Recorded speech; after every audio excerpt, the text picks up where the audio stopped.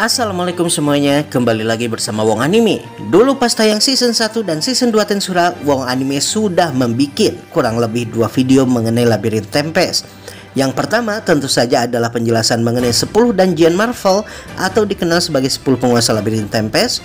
Dan yang kedua adalah mengenai penjelasan setiap lantai labirin dari lantai 1 hingga lantai 100. Nah, di video ini kita akan membahas mengenai kemampuan dan juga taktik dari seluruh bos labirin.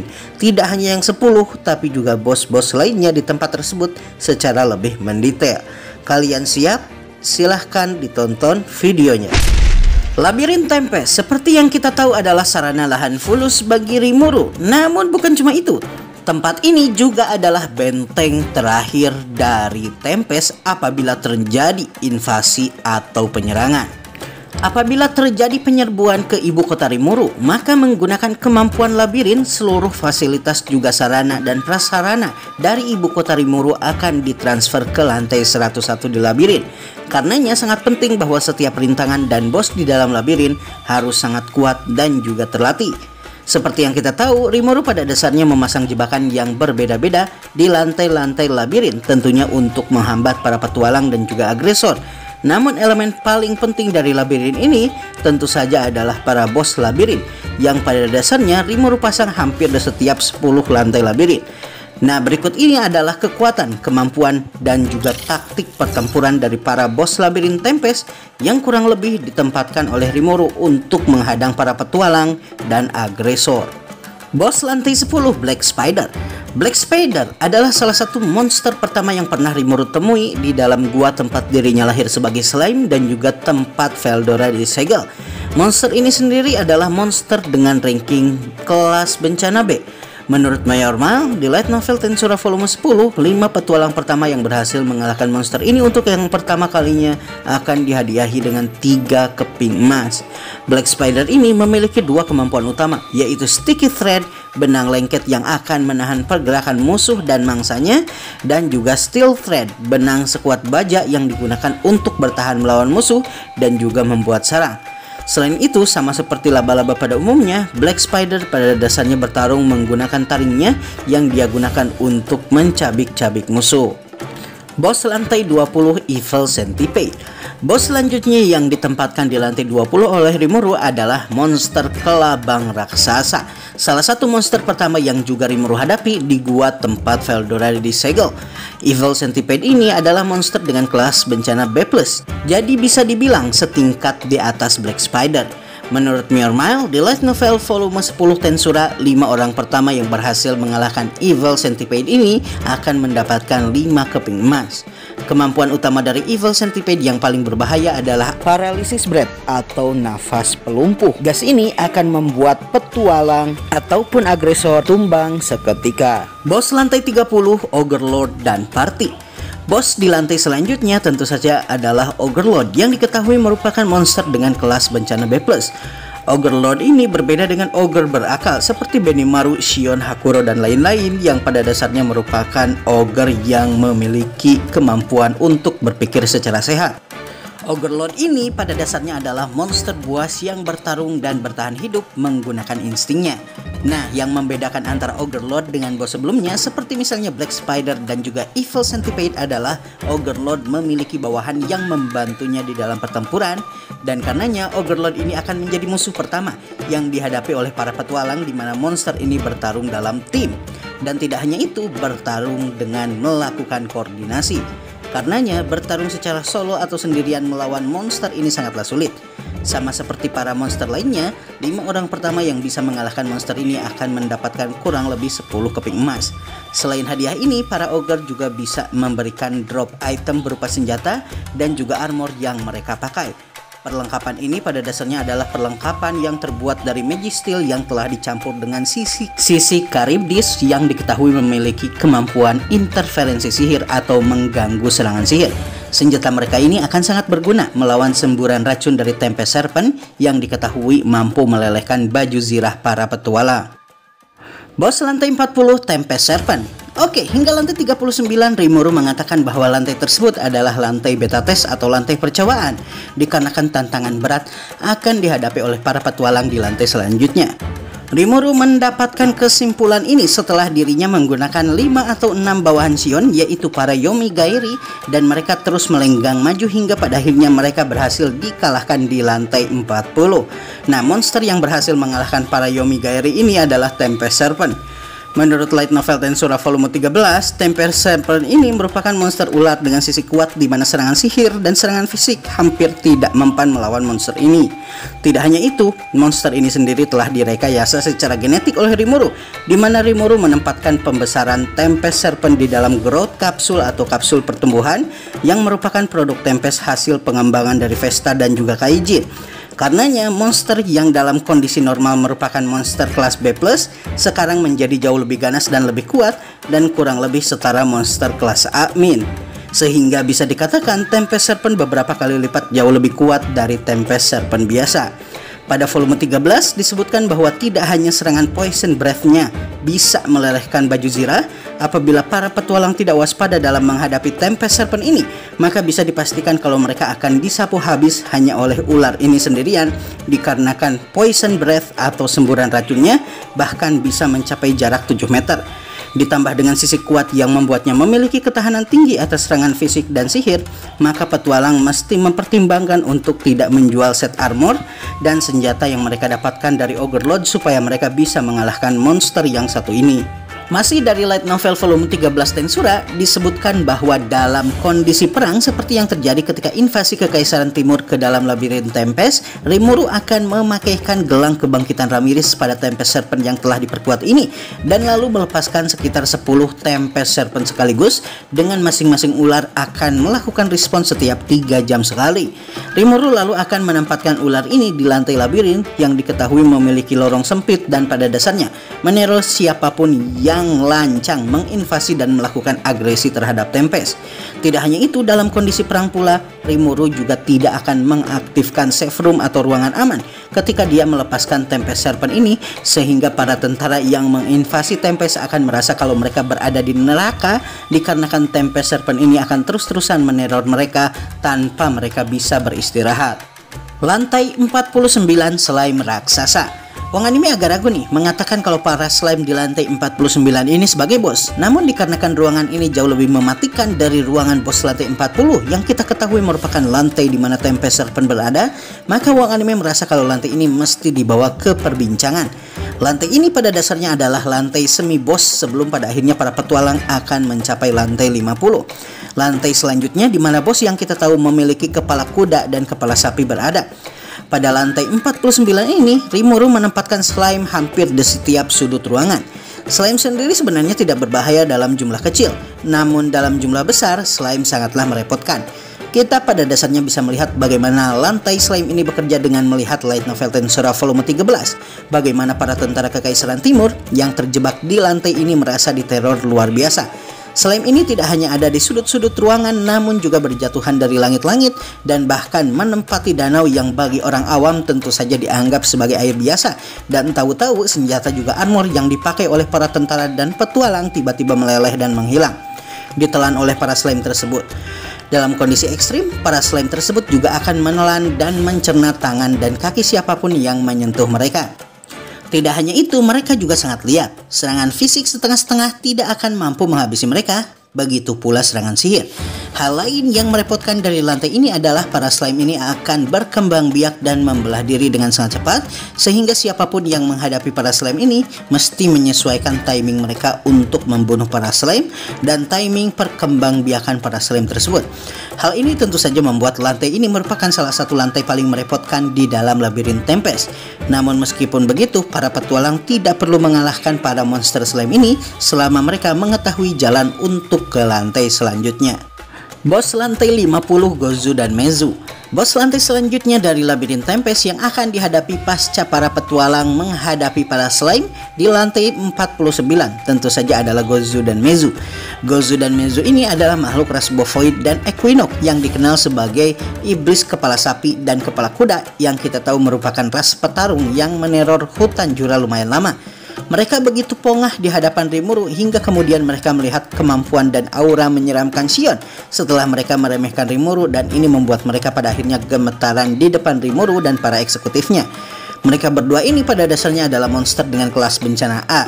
Setelah peristiwa turnamen Tempest, Rimuru kemudian menganugerahkan mereka hadiah berupa nama, yaitu Gozu dan Mezu. Jadi bisa dibilang mereka sebelumnya hanya monster tanpa nama saja. Pada lantai 50, lantai yang menjadi tempat mereka ditugaskan, Gozu dan Mezu biasanya bertugas bergantian. Apabila Gozu lelah, maka Mezu maju, dan begitu pula sebaliknya. Namun setelahnya, ketika para petualang mulai bertarung secara kreatif, maka mereka pun mulai memikirkan cara baru dan juga taktik-taktik baru. Kali ini mereka bertarung berdua dan kemudian menggunakan berbagai macam formasi bertarung yang pada akhirnya akan menyusahkan para petualang, sehingga hanya sedikit saja yang mampu mengalahkan mereka. Nah, lalu bagaimana cara mereka bertarung dan taktik mereka di lantai 50? Gozu pada dasarnya bertarung menggunakan kapak besar di tangannya, sedangkan Mezu menggunakan tombak. Cara mereka berdua bertarung sendiri sangatlah barbar karena mereka tidak mempedulikan luka di tubuh mereka. Kedua monster ini memiliki regenerasi kecepatan tinggi yang membuat mereka bahkan akan menggunakan tangan mereka yang putus untuk mengelabui musuh. Selain itu, Gozu memiliki kemampuan untuk mengeluarkan sihir petir dari tanduknya yang mampu membuat musuh lumpuh sementara. Apabila petualang berhasil mengalahkan Gozu dan Mezu di lantai 50, maka mereka akan bisa mendapatkan Minos Series dari harta karun yang ada di lantai yang sama.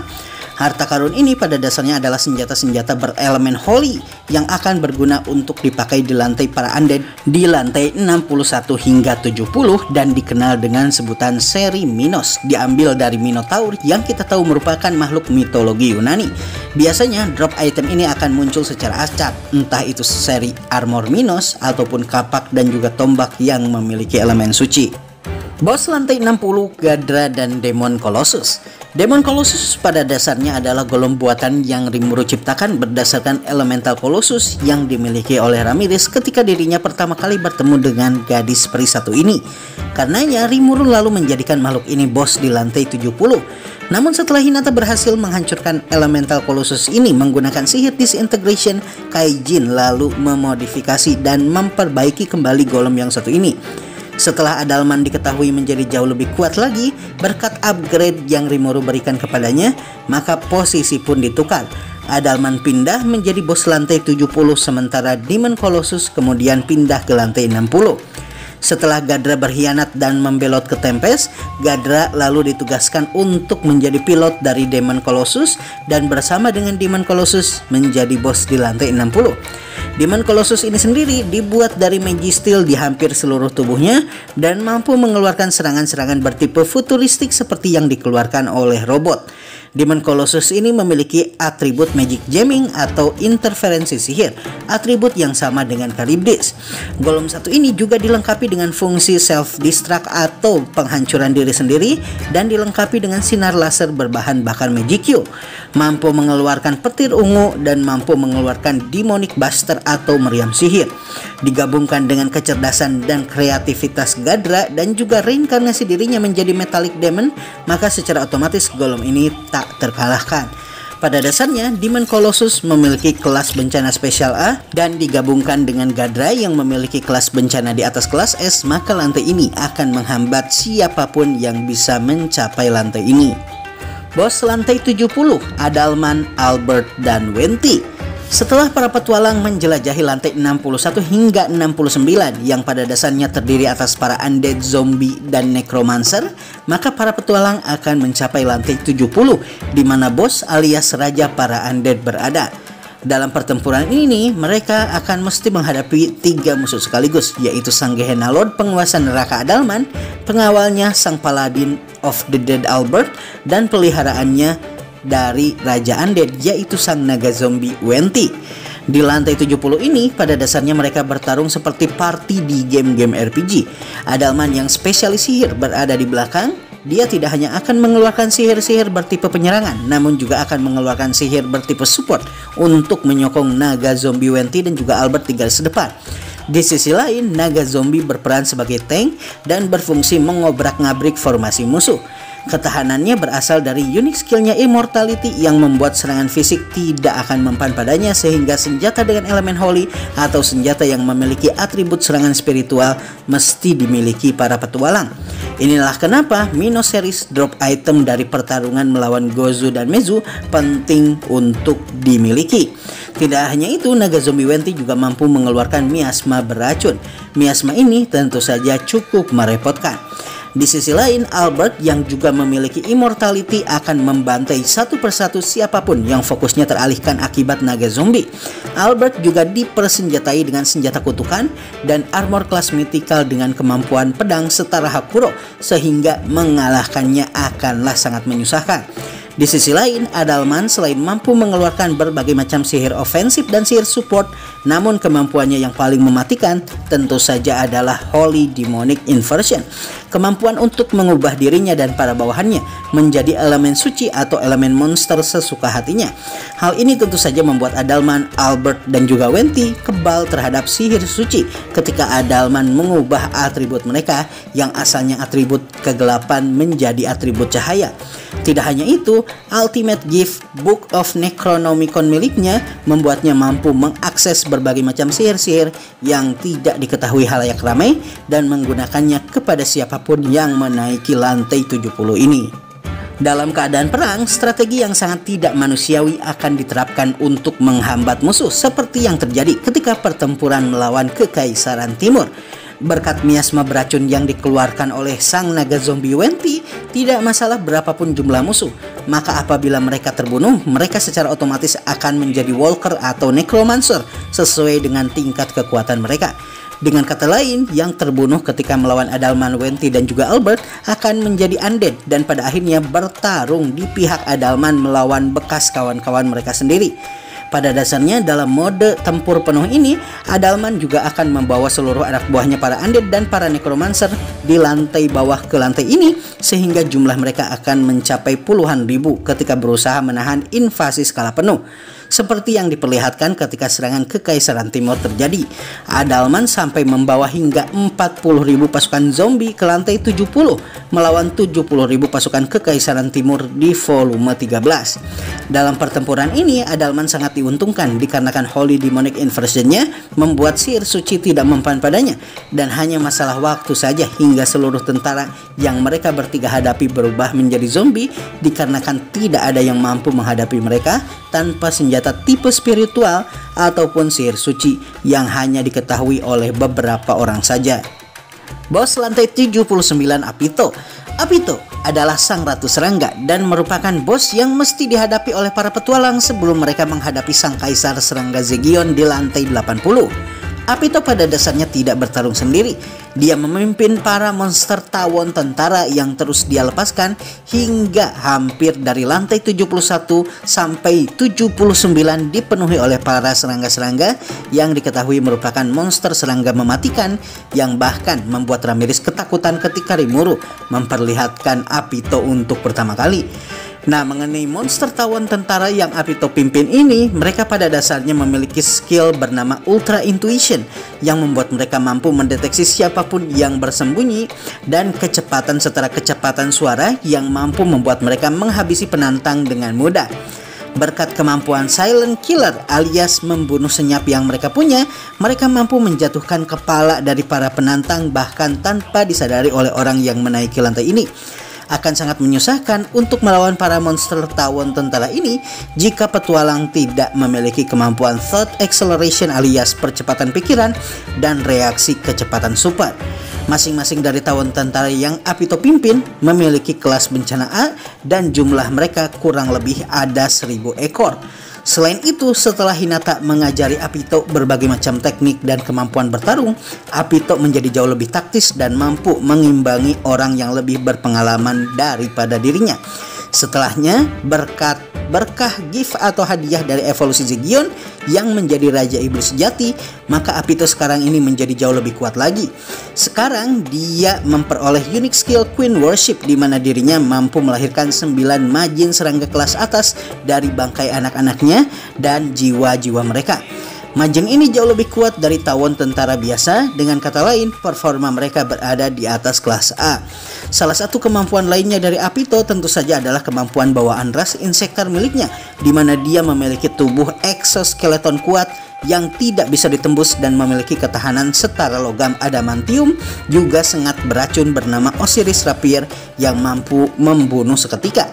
Setelah konsultasi dengan Rimuru di volume 16 light novel Tensura, Apito menyerahkan perkembangbiakan ras insektar kepada para anaknya dan dirinya memilih untuk memimpin pasukan serangga daripada Ratu Serangga semata. Setelahnya, unique skill Queen Worship miliknya kemudian berevolusi menjadi Ultimate Gift Queen Possession Proserpine. Bos lantai 80 Zegion. Zegion sang kaisar serangga tidak diragukan lagi adalah makhluk terkuat kedua di labirin setelah Veldora. Tidak hanya dia memiliki kemampuan bawaan dari ras insektar yang membuatnya memiliki armor kuat yang tahan akan serangan fisik dan sihir, namun kemampuan bertarungnya yang dia pelajari dari Veldora membuatnya bahkan setara dengan Raja Iblis sejati, meskipun dia masih belum diberikan 100.000 jiwa oleh Rimuru dan masih belum berevolusi. Dalam aspek serangan dimensional yang merupakan salah satu kemampuan dari ultimate skill Raja Perjanjian Uriel milik Rimuru, terlihat sekali kalau Zegion lebih menguasai aspek ini jika dibandingkan dengan Rimuru yang tidak terlalu mengerti mengenai kemampuan Uriel, sehingga dia hanya menggunakan ultimate skill ini untuk membuat perisai semata. Penguasaannya dalam serangan dimensional ini membuat Zegion mampu menghabisi 3 hingga 4 Imperial Guardian sekaligus, semuanya dalam sekali pukul, dan tentu saja puluhan ribu tentara Kekaisaran Timur lainnya dia juga bantai sendirian. Dia juga menguasai aspek absolute defense atau pertahanan absolut dari ultimate skill Uriel dan juga distorsi dimensi yang membuatnya tidak tersentuh sama sekali. Minute, salah satu tentara terkuat kekaisaran, mencoba untuk menggunakan kemampuan gravitasi miliknya supaya dia bisa menarik Zegion ke arahnya. Namun dengan kemampuan distorsi medan atau distorsi dimensi miliknya yang tentu saja berasal dari ultimate skill Uriel, dia mampu membelokkan arah gravitasi dari kemampuan Minutes dan ini membuatnya tidak tersentuh sama sekali. Setelah Zegion berevolusi menjadi Raja Iblis sejati, sekarang dia tidak hanya mampu menguasai aspek pertarungan dunia nyata, namun dia juga mampu menguasai aspek dunia imajiner alias dunia maya. Dengan kata lain, dia mampu menguasai aspek realita dan juga ilusi. Hal ini terjadi tentu saja berkat ultimate skill yang Zegion peroleh, yaitu Raja Ilusi Mephisto. Kemampuan ini membuatnya mampu menciptakan bayangan atau imajinasi yang bahkan mampu menipu para makhluk setara Raja Iblis sejati seperti Dino. Padahal Dino sendiri merupakan Raja Iblis yang ahli dalam serangan-serangan bertipe mental. Sedangkan Zegion sendiri kebal dari serangan-serangan bertipe mental. Kemampuannya untuk menciptakan dunia ilusi secara detail dan jelas membuat Dino kelabakan, sehingga saat melawan Zegion, satu-satunya pikirannya hanyalah untuk melarikan diri. Setelah Zegion berevolusi menjadi Raja Iblis sejati, baju zirah exoskeleton yang dia miliki berevolusi menjadi logam legendaris Hihirokani dan memiliki tingkat ketahanan setara baju zirah kelas dewa atau kelas mythical grade. Menurut Rimuru, pada light novel volume 16 Tensura, kemampuan utama Zegion ada dalam manipulasi air yang dia miliki, dan karena dunia kardinal pada dasarnya dikelilingi oleh air, dan tidak hanya itu, mayoritas makhluk hidup terbuat dari cairan, maka tidak diragukan lagi kalau Zegion sangat overpower ketika berada di dunia kardinal dan ketika melawan makhluk hidup non-spiritual. Salah satu kemampuan lainnya dari ultimate skill Mephisto milik Zegion selain dunia ilusi yang dia praktekkan pada Dino tentu saja adalah Dream End miliknya. Kemampuan ini pada dasarnya membuat Zegion mampu memberikan tanda kutukan pada musuh, yang apabila musuh tersebut terkena oleh serangan ini, maka bisa dengan mudah Zegion menghabisinya jika dia menginginkannya. Ibaratnya kurang lebih sama dengan remote control dengan fungsi peledakan dengan jarak hampir tak terbatas, bahkan jika jarak mereka sangat jauh satu sama lain. Dream End ini pada dasarnya merupakan gabungan dari kemampuan manipulasi air dan petir miliknya, pengendalian mental musuh, dan dunia ilusi milik Zegion. Zegion memasang kutukan ini pada Dino dalam pertarungan yang mereka lakukan dan akan aktif apabila Dino mengeluarkan hawa pembunuh kepada para bawahan Rimuru ataupun kepada Rimuru sendiri. Di antara para bawahan Rimuru, selain Diablo dan juga Testarossa, dia adalah salah satu bawahannya yang mampu menciptakan dunianya sendiri, yaitu dunia ilusi, dan bisa dipastikan para petualang yang melawan Zegion tidak akan pernah selamat untuk dihabisi hanya dalam sekejap saja. Bos lantai 90 Kumara.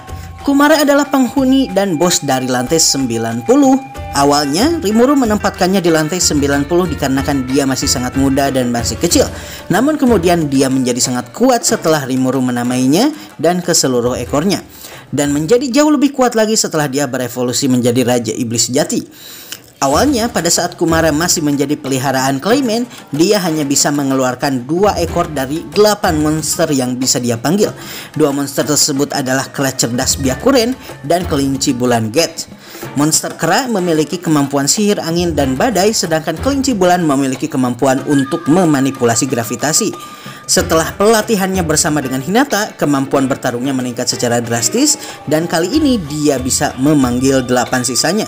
Dan mereka semua pun lalu digunakan untuk menjebak para petualang atau para tentara yang berada di lantai 82 hingga 89. Sisa 6 monster lainnya adalah Black Red Kokuso, Thunder Tiger Raiko, Winged Serpent Yoda, Sleeping Ship Mink, Flamebird Encho, dan Mirror Dog Igami. Tikus hitam atau Black Red mampu menyebarkan wabah dan penyakit. Ular terbang mampu mengurangi oksigen perlahan-lahan di udara. Burung api tentu saja mampu membakar musuh. Anjing cermin mampu melompat dari cermin ke cermin lain sambil menyerang musuh. Dan terakhir, harimau petir mampu mengeluarkan petir seperti namanya. Setelah Kumara berevolusi menjadi Raja Iblis Sejati, dia lalu memperoleh Ultimate Gift Mythical Beast Lord Bahamut yang membuatnya mampu bergerak hampir seperti terbang. Dalam pertarungannya melawan Pico, salah satu dari malaikat jatuh bawahan Dino, dia mampu mengimbangi manuvernya. Padahal Pico yang merupakan malaikat jatuh bisa terbang dan mampu menggunakan sayapnya di dalam pertarungan secara leluasa. Dalam mode boss, Kumara akan memanggil kembali seluruh monster ekornya dan bersama kemudian melawan para petualang ataupun musuh seperti misalnya tentara yang melakukan invasi dan menghadapi mereka sekaligus di lantai 90. Bos lantai 96, Boreas Naga Bumi. Nah, setelah para petualang berhasil mengalahkan Kumara di lantai 90, mereka akan bisa istirahat dulu di lantai 95. Lantai ini adalah lantai dengan fasilitas paling mewah dan paling lengkap di Tempest. Dan dalam kondisi normal biasanya dijadikan tempat liburan dan juga resort dari para bangsawan dan juga raja, tentu saja dengan harga yang sangat mahal. Di tempat ini tersedia juga berbagai macam item dan perlengkapan juga senjata-senjata kelas atas yang bisa digunakan oleh para petualang di lantai selanjutnya. Karena setelah lantai ini, mereka akan menghadapi 5 bos berturut-turut di setiap lantai yang hampir semuanya adalah bos tipe AOE atau serangan tipe area dengan medan yang sangat brutal. Monster pertama yang mereka hadapi adalah Boreas, dikenal sebagai Draconic Terralord di lantai 96. Setelah Rimuru kurang lebih memberikan 5.000 jiwa kepada naga yang satu ini sebagai jasa dirinya dalam penyerbuan para tentara Kekaisaran Timur ke labirin, maka dia mampu berubah menjadi manusia dengan serupa seperti laki-laki berotot besar. Daerah yang dia huni yaitu lantai 96 adalah lantai yang dikenal sebagai Floor of Tremor, lantai di mana gempa akan terjadi terus-menerus sehingga akan menyusahkan para petualang yang berusaha mengarungi lantai ini. Dan tentu saja cara untuk menghentikan gempa ini adalah dengan mengalahkan Boreas. Bos lantai 97, Notos Sang Naga Angin. Selanjutnya tentu saja ada Sky Terralord Notos, sang naga angin yang menjadi penjaga di lantai ini. Bersama dengan ketiga naga lainnya, dia adalah naga yang ditangkap Milim dan kemudian dijadikan bos lantai labirin paling bawah. Di lantai ini, lantai yang dikenal sebagai Floor of Hurling Winds, petir akan terus-terusan menyambar sehingga para petualang mesti berhati-hati ketika melangkah di lantai ini. Dan tentunya untuk sampai di lantai selanjutnya, para petualang mesti mengalahkan Notos Sang Naga Angin ini. Bos lantai 98, Zephyrus Sang Naga Es. Lanjut, di lantai 98 ada Zephyrus yang dikenal sebagai Draconic Frost Lord. Dari namanya saja sudah jelas kalau naga ini adalah naga es. Untuk mengarungi lantai yang disebut dengan sebutan Floor of Blizzard Hell ini atau lantai neraka es, para petualang mesti awas dengan cuaca dingin dan karenanya dibutuhkan perlengkapan anti es atau perlengkapan dengan resistensi dingin tinggi supaya mereka tidak membeku di lantai ini. Bos lantai 99, Naga Api Euros. Naga selanjutnya yang tentu saja akan dihadapi oleh para petualang adalah Euros yang dikenal sebagai Draconic Flame Lord. Dari namanya jelas sekali kalau naga yang satu ini adalah naga api. Di antara para Dragon Lord pun, Euros ini naga yang memiliki elemen langka, yaitu elemen api. Lantai yang dijaga oleh Euros dikenal sebagai Floor of Inferno atau neraka api, dan Euros sendiri akan bertarung dengan para petualang sementara dirinya diselumuti oleh lava dan juga api. Sama seperti nama lantainya, lantai ini sangat panas sehingga peralatan dengan ketahanan panas yang tinggi dibutuhkan untuk menguasai lantai ini. Dan bos dari lantai terakhir alias lantai 100 tentu saja ada naga badai Veldora.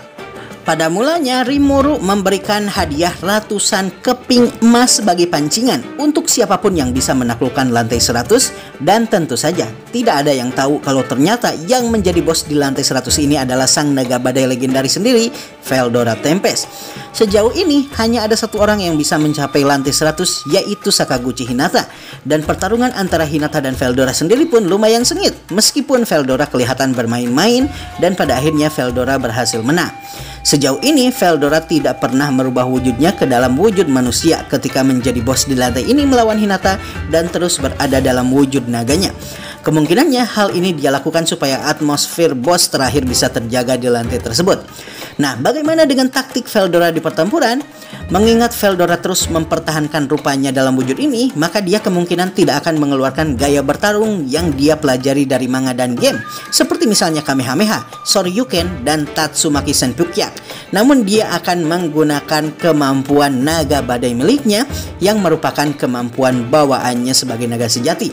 Kemampuan seperti Thunderstorm dan Storm Blast yang pada dasarnya merupakan serangan breath yang keluar dari mulutnya kemungkinan akan dia keluarkan dalam pertarungannya sebagai bos di lantai 100. Dia juga kemungkinan memakai ultimate skill force miliknya untuk memperbesar kemungkinan menangnya apabila sekali lagi ada orang yang berhasil menaiki lantai ini. Dan sekarang pun ultimate skill dari Veldora telah berevolusi menjadi Chaos King Nyarlathotep, sehingga kemungkinan Veldora jauh lebih kuat dari sebelumnya. Baiklah semuanya, itulah update mengenai taktik dan kemampuan dari para bos lantai di Labirin Tempest atau dikenal pula sebagai dungeon. Dalam kondisi perang seperti yang terjadi ketika invasi Kekaisaran Timur ke Tempest, Rimuru biasanya akan memberikan syarat kepada para tentara yang melakukan agresi untuk mesti mengumpulkan kurang lebih 10 kunci sehingga bisa membuka lantai 100, lantai di tempat Veldora berada. Dan kunci-kunci ini hanya bisa diperoleh dengan menaklukkan 10 penguasa labirin atau 10 Dungeon Marvel. Sistem pertahanan dari Labirin Tempest ini begitu kuatnya. Bahkan ratusan ribu pasukan Kekaisaran Timur tidak ada satupun yang berhasil bertahan hidup, dan semuanya mampu dimentahkan di lantai 80, lantai tempat Zegion berada. Karenanya menurut Wong Anime, jikapun ada tantangan untuk menaiki lantai ini hingga ke lantai 100, maka tantangan tersebut akan keluar bukan dari makhluk biasa, bukan dari para tentara, ataupun bukan dari para petualang, namun dari Feldway dan sang Kaisar Insektar yang seperti kita tahu masih hidup hingga di volume 20 light novel sekarang. Dan kemungkinan penaklukan labirin ini akan bisa kita lihat di volume 21. Namun kita masih belum mendapatkan info apa-apa lagi mengenai volume terbaru Tensura. Nah, oke deh ya, Wong Anime gak mau berlama-lama. Mari kita akhiri saja videonya. Namun sebelum video ini diakhiri, jika kalian ingin menonton seluruh pertarungan Diablo di anime dan light novel Tensura, kalian bisa melihatnya di video di samping ini.